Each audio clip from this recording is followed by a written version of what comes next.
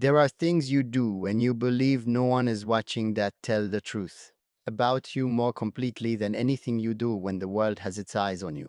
I have always understood this about myself. Have always been aware that the version of me that exists in private is different from the version that exists in public in ways that matter. Not dishonestly different, not performing one thing while secretly being another, but genuinely different in the way that all people are different when the requirement to be observed has been removed and the self that remains is the one that has nowhere left to hide. I thought I had managed the boundary between those two versions carefully enough that they stayed in their proper spaces. I was wrong, and the people who discovered that I was wrong were not people I would have chosen as witnesses to what they saw. My name is Sheikh Hamdan. And what the staff saw every morning for longer than I realized they had been seeing it is something I have never spoken about directly until now.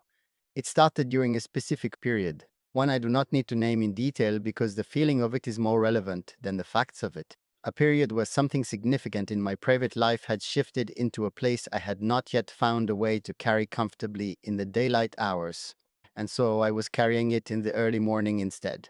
In the hour before the day made its demands known, and before anyone with a role in my public life had arrived to fill the space with the business of being Sheikh Hamdan.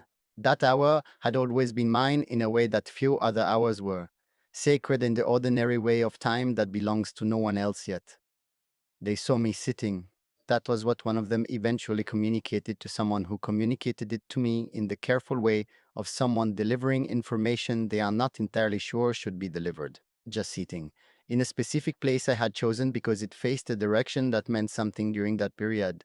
Not doing anything, not reading or writing or engaging with anything that could be named as productive or purposeful. Just sitting with something invisible that was apparently visible enough that the people moving quietly through the edges of that space each morning had noticed it and had silently agreed among themselves to say nothing and change nothing and simply allow it to continue undisturbed. They never said anything to me directly. That was a grace they offered without being asked to offer it. They adjusted their movements around the tower without acknowledging that they had adjusted them. They gave me the privacy I thought I already had.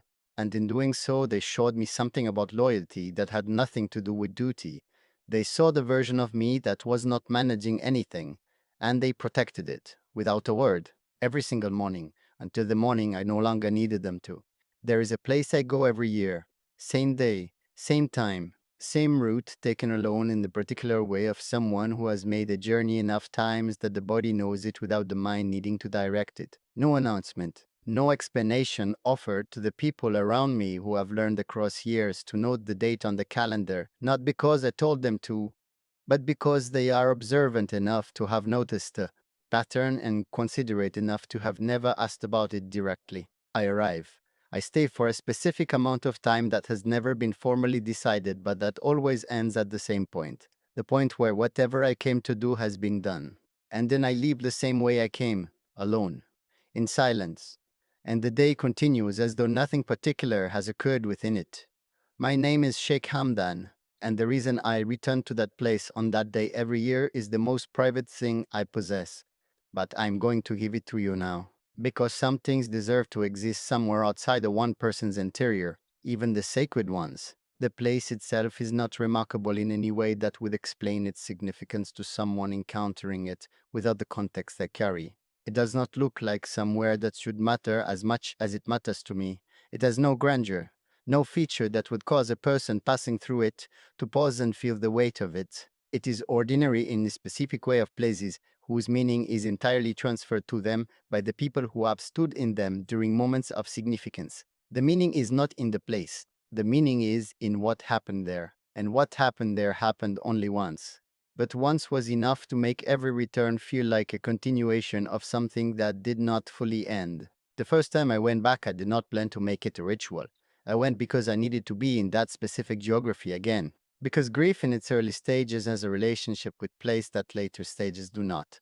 It needs to return to where things were real, to stand in the physical location of something that now exists only in memory, and feel the ground that was present when the memory was being made.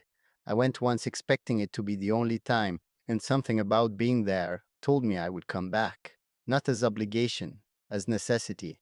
The way certain things become necessary, not because they are logical, but because they are true. I go because the day requires acknowledgement from me, and that place is where the acknowledgement feels most honest. The world does not know what the day is, does not know what it holds, oh, why it holds it, and I have never needed the word to know. Some devotions are made more complete by their privacy, by the fact that no one is watching and no one is counting, and the only witness is the place itself and whatever it still carries of the moment that made it sacred. I go, I stay, I leave, and I carry the day forward into the rest of the year until the year returns me to it again.